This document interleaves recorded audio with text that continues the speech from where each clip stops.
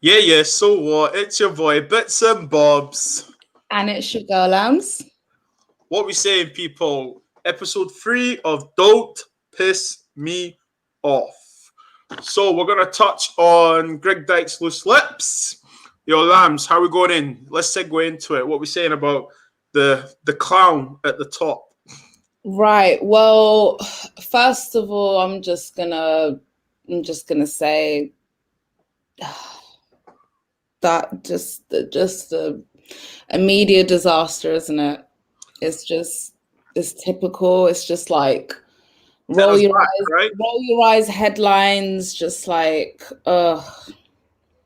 scratch your head, like it's more the fact of how he tried to basically how he tried to play it off by basically speaking about his experience in like, oh, America, and how Americans were like, we all know America are just full of damn racists anyway. Yeah, like at least they acknowledge it. They're like, yeah, we don't like the black people. Do you know what I'm trying to say to you? Exactly. That's why they use those offensive terms.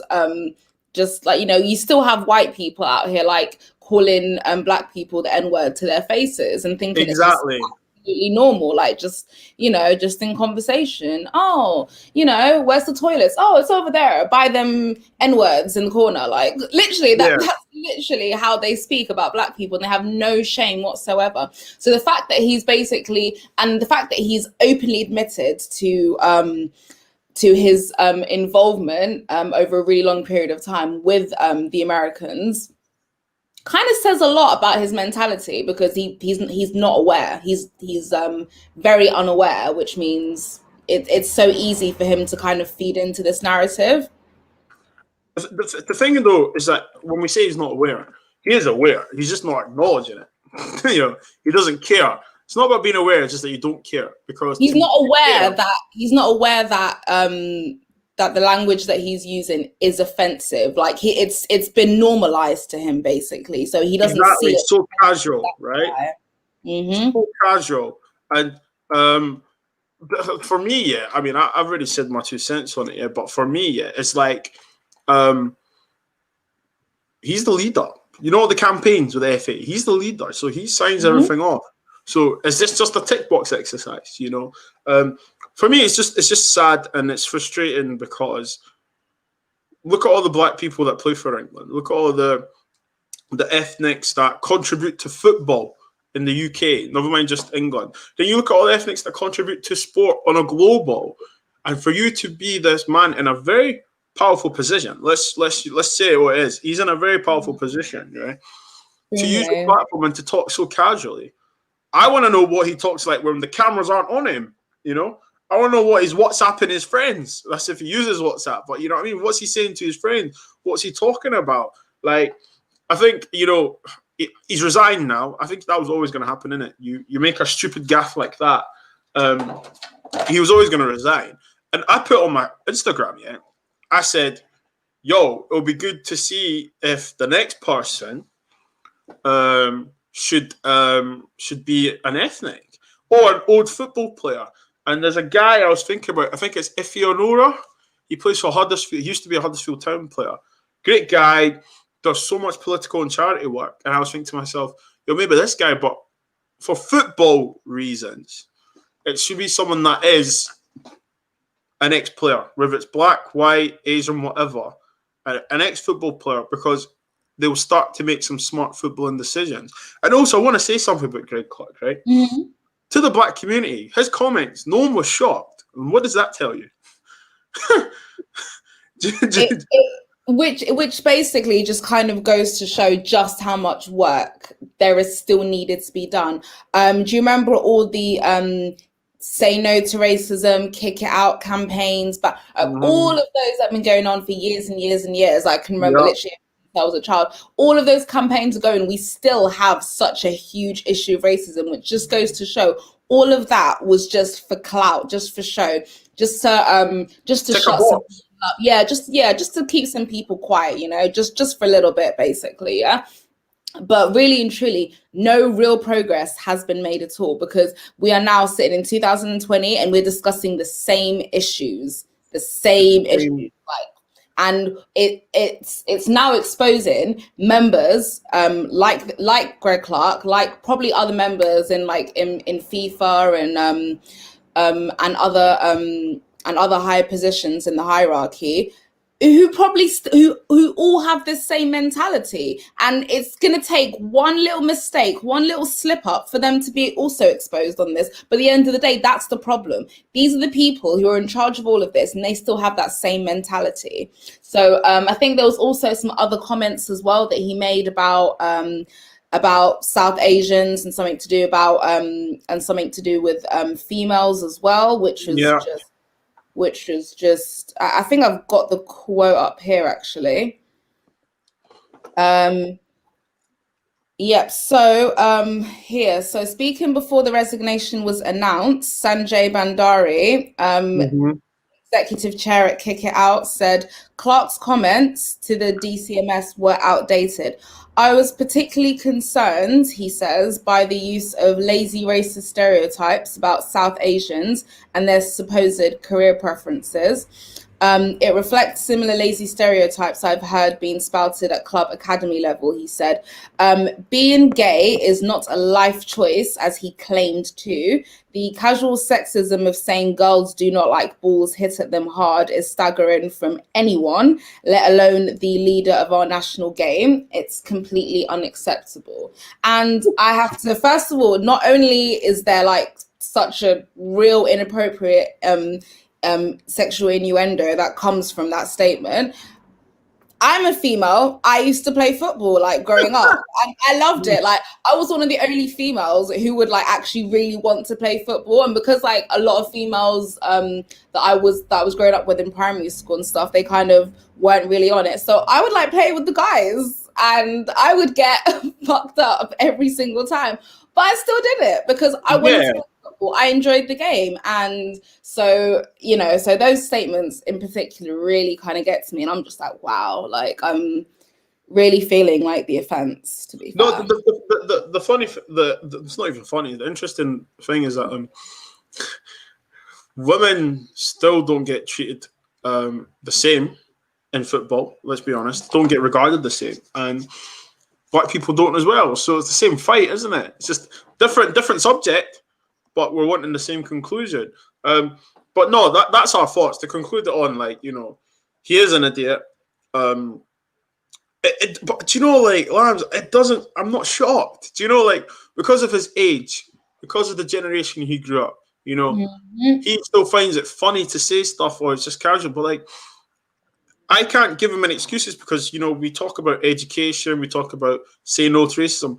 You're the guy who signs this off, mate. So, do you know what I'm trying to say to you? What are we doing here? But anyway, man, forget that guy. Next topic of the controversial things this week. We're going to go to Aubameyang in cruise control. Yep. Yeah. I like that right. one. I'm gonna be honest with you. Tony Kroos is suspect to me, right? 100%. I'm say suspect. I'm not gonna call him the R word, right? I'm gonna say suspect because, you know, back in the Ozil days, yeah, when he was playing for Germany. Yeah. Ozil was hinting out like, yeah, there was some racism treatment because Ozil has a Turkish background, and Sani was coming up, and then no one said anything, but Kroos came out, yeah. And now, to me, I'm like, why are you so defensive? Right? Like, if you're innocent, why are you so defensive? Now, in previous experiences, myself and in general, it's very common that the people that are defensive are normally the perpetrators, are normally the ones that are doing the stuff. Now, to moving on to Aubameyang, right? International week, for some reason, International week, that's when everyone gets comfortable. Everyone relaxes, yeah? Can I just cut you off just for a second? Do you actually know why a lot of the stuff always comes out, like the news, like the hot topics always come out during International week? Because they're away from like their clubs, they're away from, you know, like their home countries where their clubs are. So they've gone back to like their home countries. They're talking to, you know, their Spanish reporters, their French reporters, their German reporters, their Russian reporters, their home reporters. They're comfortable. they are comfortable because these are their people who supposedly have their back, right? So they're going to be very honest. They're going to get everything off their chest and how they truly feel, yeah? So this is why all the juice usually comes out in International Week, because they are away from... Their clubs, innit? I call it, instead of a National Week, I call it Gossip Week, Gossip Break, because you know what, yeah? They come out all comfortable. It's like if you go to your boy's house and you're playing FIFA on the Xbox, you're like, oh man, listen, check it. Or if you go to your girlfriend's house, like, yeah, he did this. Yo, do you know what I'm trying to say to you? Yeah. And for some reason, their tongue just gets so loose. But I don't think it's loose. I think it's casual. I just think because of their respective clubs, they can't say certain things.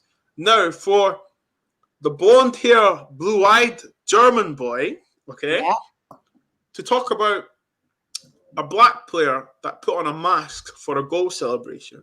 Now, I don't like Arsenal Football Club. Okay, I'm a United fan. Okay, yeah, same. I hate Arsenal too. So yeah, I'm a football man, and I respect Aubameyang. I might slate his name, call him a boomerang, and call him Auba instead of Auba. But he's a black leader. He speaks up, and I respect that because he's not a robot. You know, he speaks on it, and you know, in that celebration, Marcus Royce had a mask on, a white, blonde hair, blue-eyed man, and Kroos never said anything about him. Now, I'm just thinking, wait a minute. I mean, let's keep the same energy. We say this every time on this show. Let's keep the same energy. I didn't see you say anything about Marco, you know. And big up to Aubameyang, because for him to come out and see it and be like, he even gave him the pass. He was like, yo, did you say this before I roast you? Yeah. He wanted him to clarify that. He wanted him to clarify, wait, was it actually you? Because you know how we know exactly, like, this is the reason why we do this show, because we know how suspect the media is and how they love to stir situations and expose fake news that isn't actually true. So at least he had, and so that shows a lot about him as a person. He chose to first confirm, wait, is this you? Is this actually, you know, did this come from you? Did you say this? Is this fake news? Before he actually responded, instead of just kind of jumping onto like the media chaos, which they try to invoke, basically. What does that tell you about Aubameyang? He's a human being. He thinks for himself, you know, and we need to remember that he is a human being. And I don't know, man, you know, he's suspect because Kroos always comes out with these kind of comments, you know. He always says, oh, for him saying that, the celebration, that for me, it was done with football. Shut up. What's it got to do with you? Like, I don't really understand. And it's like, I feel like he's still salty because, you know, Aubameyang played for Dortmund. He played for Bayern. I'm like, just let it go, man. Like, if that old Bayern Dortmund rivalry. Yeah, just like, if it's so, message him. Be like, I don't agree with that. But what's it got to do with you? And for the black community, for me, it was I took it quite offensive because I was thinking, you do know our hero just passed away recently.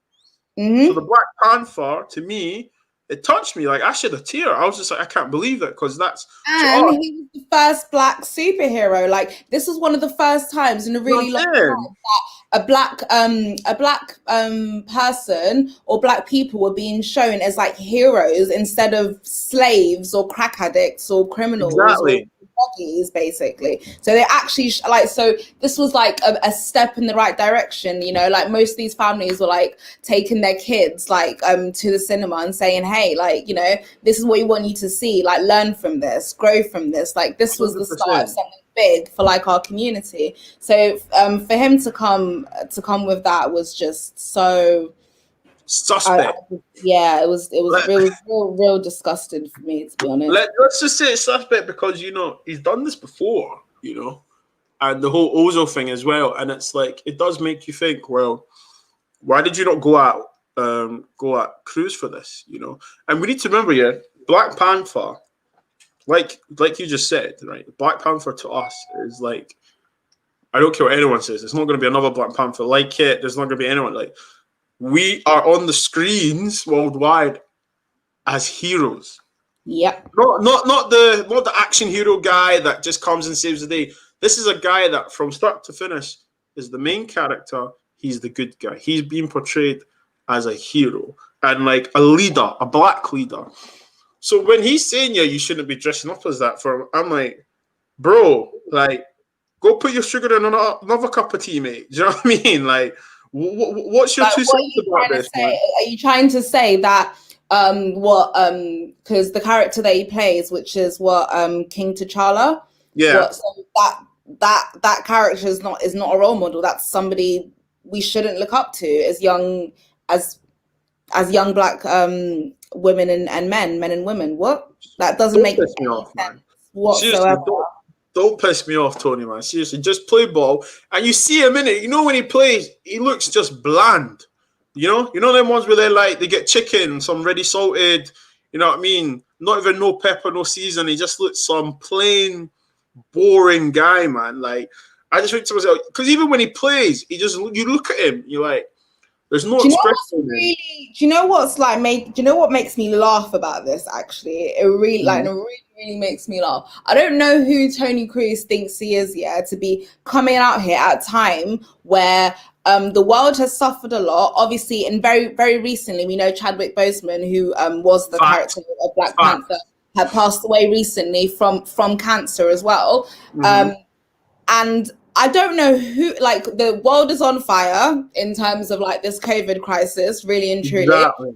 Like this, it's not normal. Everyone's social distancing, things are closed, people are losing their businesses, livelihoods, income, their home, their jobs, like their purpose. People are dying. Of all the things you could be coming out to talk about, this is what you choose. And I'm sorry, why can't you focus on your own team who are in fourth position, as if to say, like, look at your own position, look at your own club, look at your own league, look at your own match fixtures, look at your own performances lately. Because we all know, like, even though they won the league last year, Real Madrid have fallen off, like they have in terms of like performances. So he needs to get off his high horse, check himself, check his own performances, check his own team's performances, check where they are in their league table and focus on their matches instead of criticizing somebody's goal celebrations. Like, what?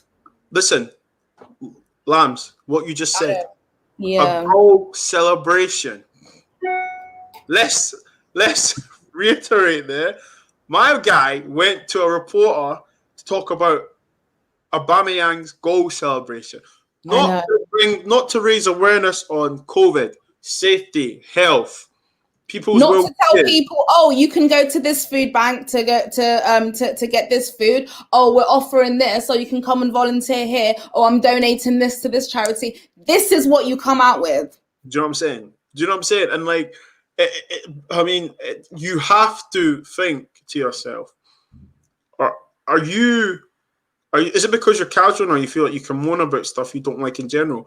Or is it because you just don't like a certain type of people?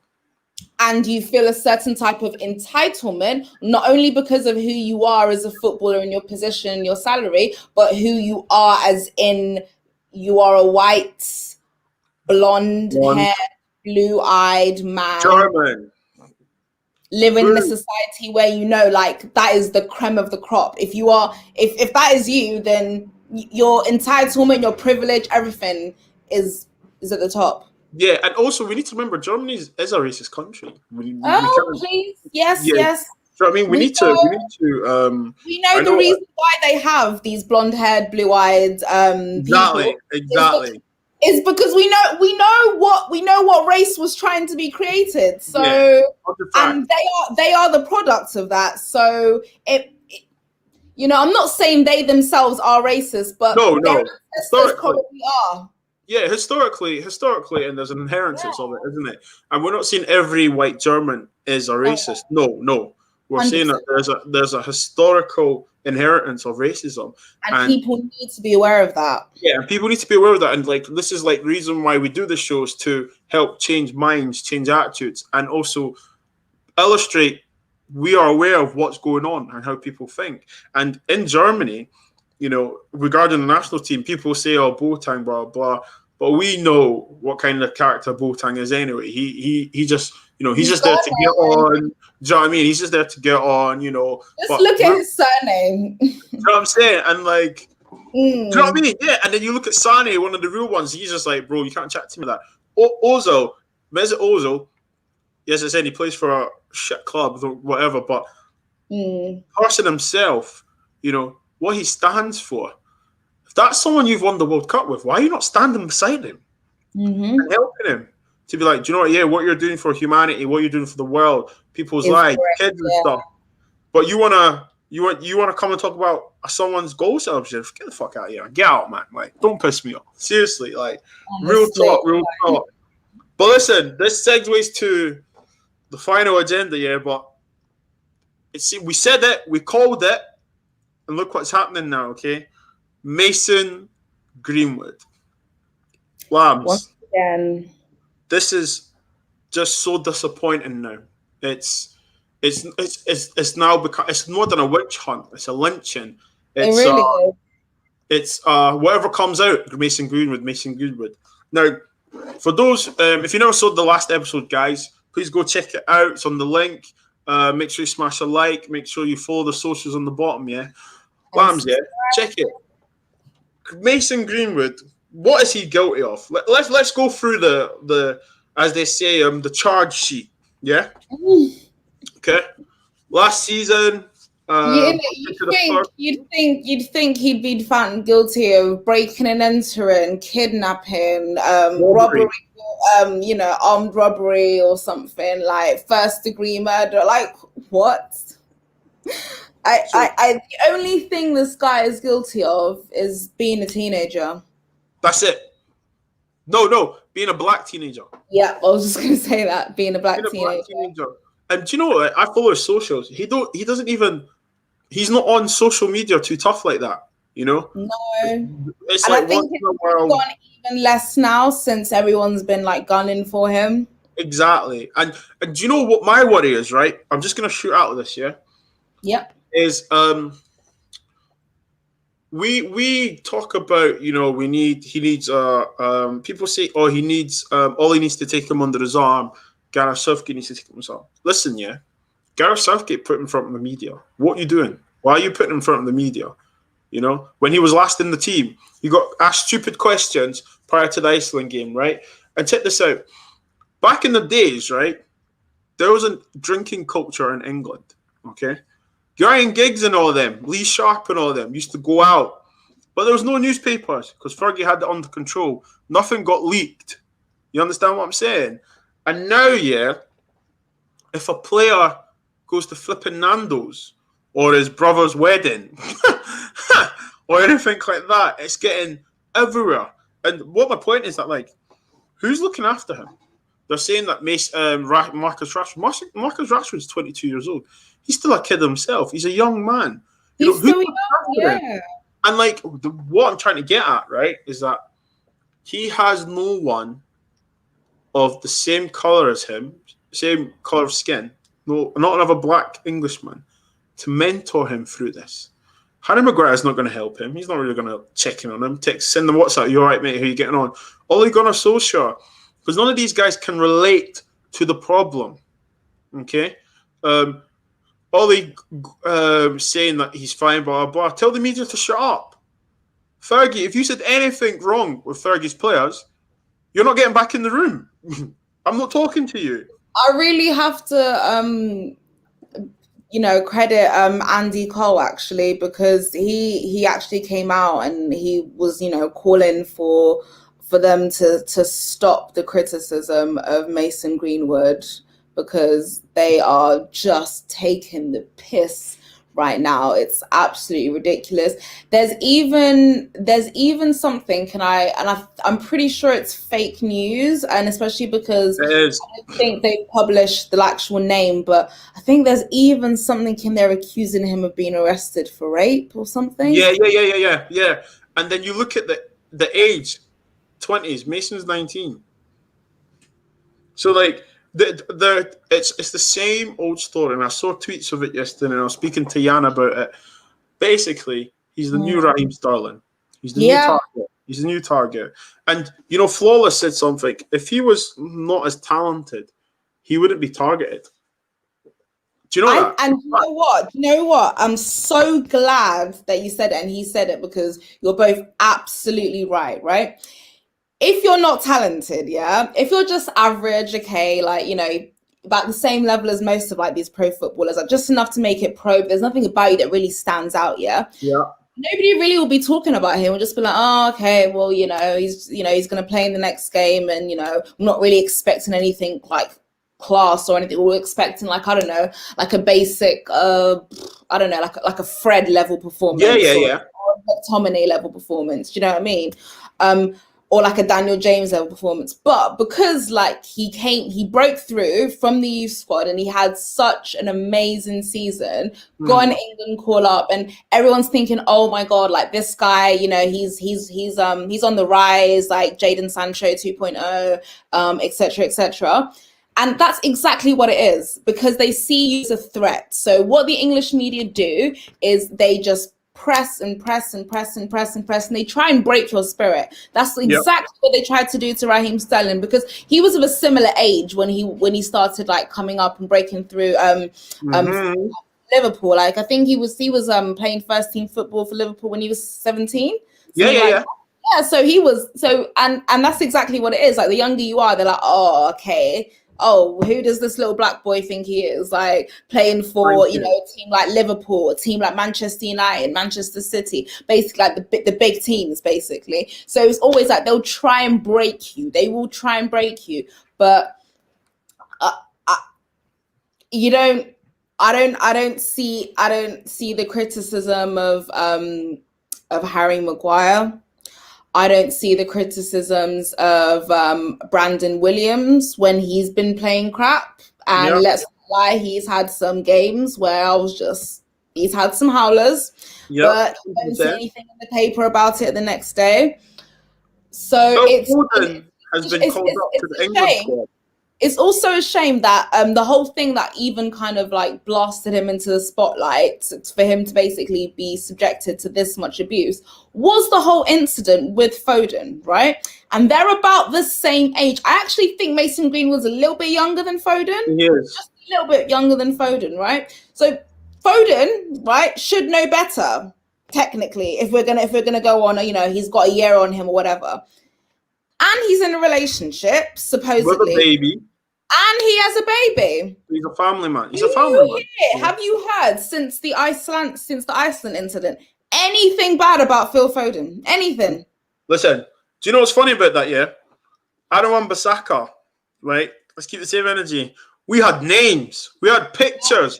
We had timelines. Okay? We had timelines. Yeah. You know, Phil Foden goes by his business. And it annoys me that Phil Foden has been picked. I don't even think people really know. I don't think people know the identity of his girlfriend or his fiance. They don't. Yeah, or the child. But if the roles were reversed, oh my God. We're gonna get not even that, yeah. His mother, his great grandmother, his auntie, uncle, like, cause everyone's pictures, socials, where they work, where they live, it'll all be in the paper. Oh, you know, the 42-year-old resident who lives in, you know, in this suburb, in this street, and it's like, what? Yeah, exactly. All because what? Because he has, and do you know? It does. It's riled me because, and then you know what? Imagine if you're Mason Greenwood yourself looking at this, and then let's just drop this massive news: his friend commits suicide. Do you know? No talk about how is he feeling about losing a friend that way. How would you cope knowing your friend commit suicide? You know, like no one. You can't ask that question. You can't ask that question. It's a sensitive situation, and what pisses me off is that Man United are failing this guy, England are failing this guy, because the subject, they're failing to acknowledge it. We need to ask the question to the reporters. Why are you talking about Mason Greenwood and not talking about Jack Grealish, who drunk drive, could have killed someone? Let's put it out there. You know, that's a criminal thing. Reckless. That's dangerous. Me and you do that, we can go to jail. We would be in jail. There you go, right?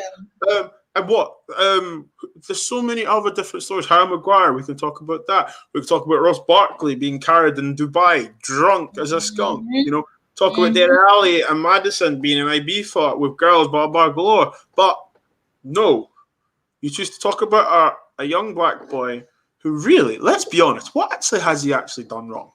Okay, got some girls to the hotel, didn't commit in any sexual acts, didn't commit into any sexual activity. There was no rape, any claims. There was no nothing. These girls were just trying to stunt on these pro footballers, okay? Come back to England, yeah? He gets punished. He gets outed, blah, blah, blah. Man United fail him because they don't come out to stop all the rumours.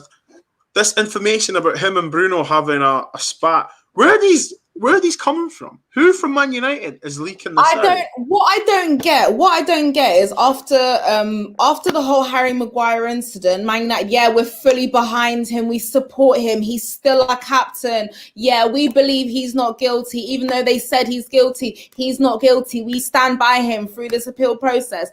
Mason Greenwood comes back. Silence. Harry Maguire got interviewed. Silence. Harry Maguire got interviewed. Oh my goodness. Yeah, he was allowed that privilege of an interview. What? Interviewed. Do you know? Wait, hold on a second. Do you know who else was allowed an interview after they got exposed for the dirts that they were doing? Prince Andrew.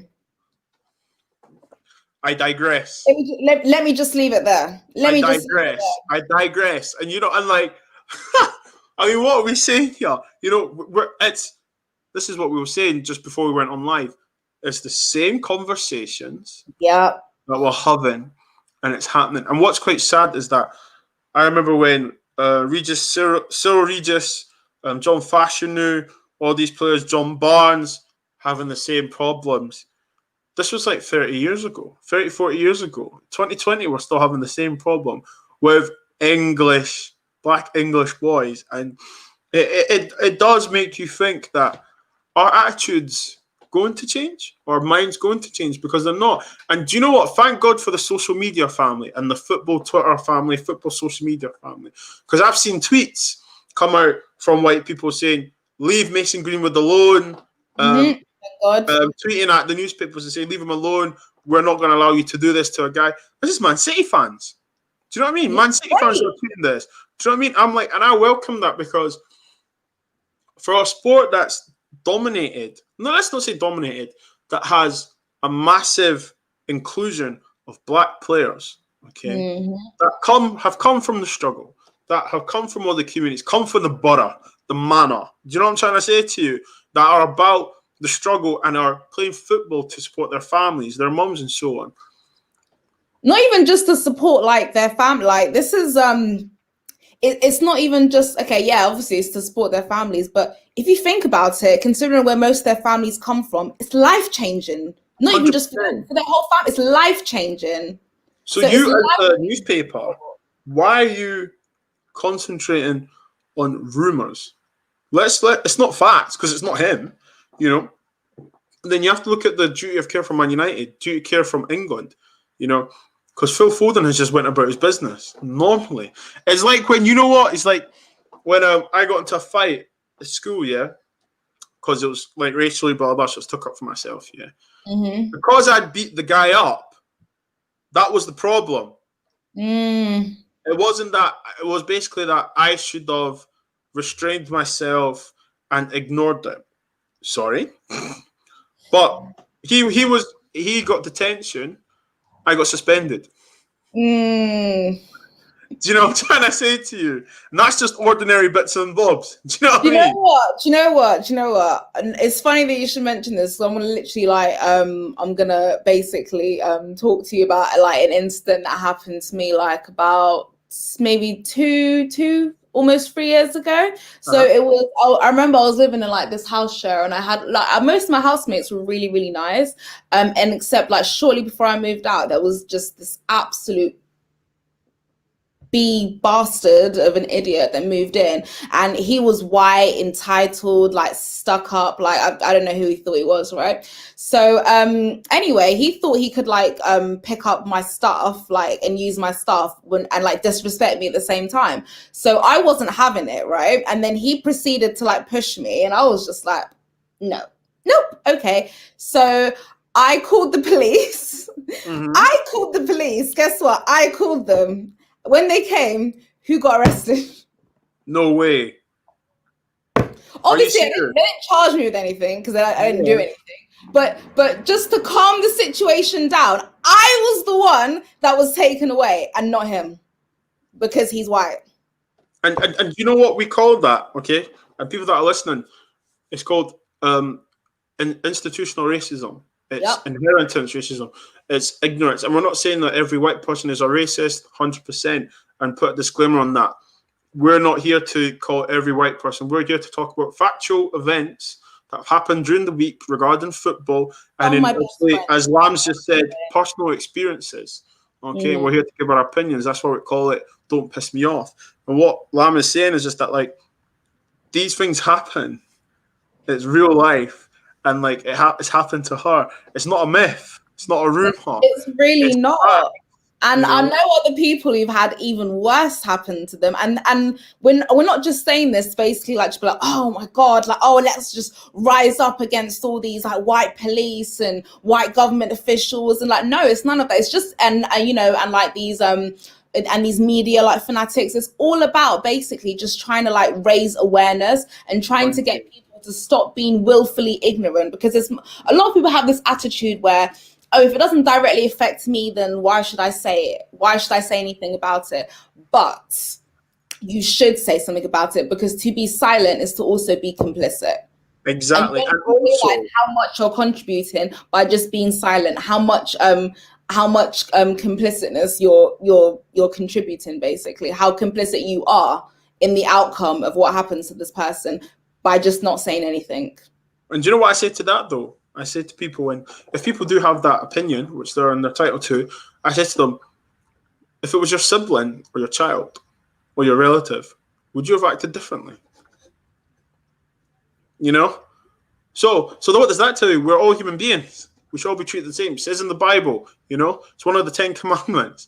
Okay? So when people do say that, you know, the funny thing is that we're just trying to be equal and treated equal. That's it. Like, nobody wants to be superior. We're all the same. Like, this is what we want. That's the funny thing. And like all these footballers, in fact, not even just us, for everyone in the world, in the human race, wants to be treated equal. Basically, we're not here trying to be hierarchy. There's respect. We've got to accept and respect. You know, respect and accept. You know, and some of these footballers, I just wish these newspapers literally just took a step back and just be like, okay, what image am I projecting here? You know, what if you call the police with false information, you could potentially be charged for wasting police time. And if you go to court and give evidence and you lie, you could potentially go to jail. So perjury. So you have to flip it and be like, well, what, these newspapers are lying. Do you know, it's fake news. It's ridiculous. And but what it does, and I'm going to wrap up with this, what it does do, it projects and hammers away to the mental health of the Black community and the BAME community, because like you just said, Lambs, you called the authorities for help and they thought it was best to take you away. Now, as your mental health, I've never called them for help since. There you go. So for your mental health, in your experience, you're going to feel like, well, what is the point? I might as well deal with it myself or ignore it. The system has failed me. Exactly. So the system and the media are setting up so many people from the Black community to fail. And for our mental health, especially during this time where isolation, people are working differently, families are being split up because you can't do your usual routine. Exactly. Christmas is cancelled this year. Exactly. Do you know what I mean? Mental health is real. And like, if you feel you can't be supported from your peers, never mind your teammates or your manager, and then imagine waking up every day seeing headlines of yourself. Where is he at right now? You know, because he doesn't. It's not like he can go to a bloody Roy Keane, or he can't go to any of these guys. It's a shame that people don't have people like Ian Wright or Micah Richards in Yeah, the player like I mean, even Micah Richards, I know he's like a City guy, but like if somebody like him was to even reach out, you know, to basically like, you know, be there for somebody like a Mason or a Marcus or even any of these like upcoming like black players, not even just for United, like the ones in coming general, up, like a boys in the north or where you know wherever, because like they also what I say to people is like, see players like Mike Richards, players like Ian Wright, Patrice Evra, like not just black British players that have played before. They've created a platform. They've paved the way. Your John Barnes, your John Fashioners, and so on. You know, they've paved the way for black footballers, for Mason to have the opportunity to perform, to be able to play football, not to go to the football pitch or at a playground and be treated differently. No, you have the right to perform. So let's give back even more, guys. You know, let's you know give back what's so crazy? You know, when I was like growing up, like as a child, and like watching football and play, I see like all these black players, and I'd be like, oh my god! Like so by the time I'm in my like mid-20s or something, oh, most of these like black footballers will be like, I don't know, they'll be like managers and stuff. How many black managers have we seen? Listen, don't even get me started on that, because do you know what? Obviously, you know what I'm doing in Scotland and stuff, trying to create awareness and my family friend, I call him my uncle, so Jeff Palmer, has just been appointed a leader role in the Slavery and Review team. For me, that's massive, because it's one of the first black leaders within the city council, and it's amazing. And like what you've just said there, it's not about, and I'll reiterate this, guys, it's not about give us the job because we're black, no, or because we're Asian or from the BAME community, no, or white Eastern European or whatever, okay, Southeast Asian, East Asian, no. What we're saying, let us be represented. Simple as that.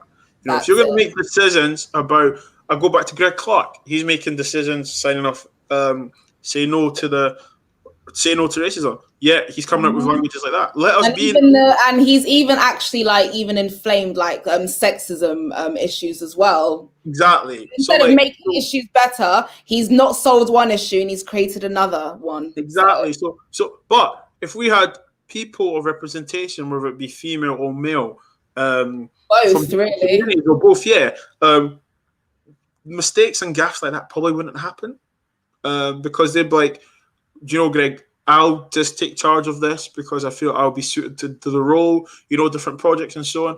And I think that's all it is. It's all about representation. And also, I will conclude on this. It's all about just being treated equally. That's it.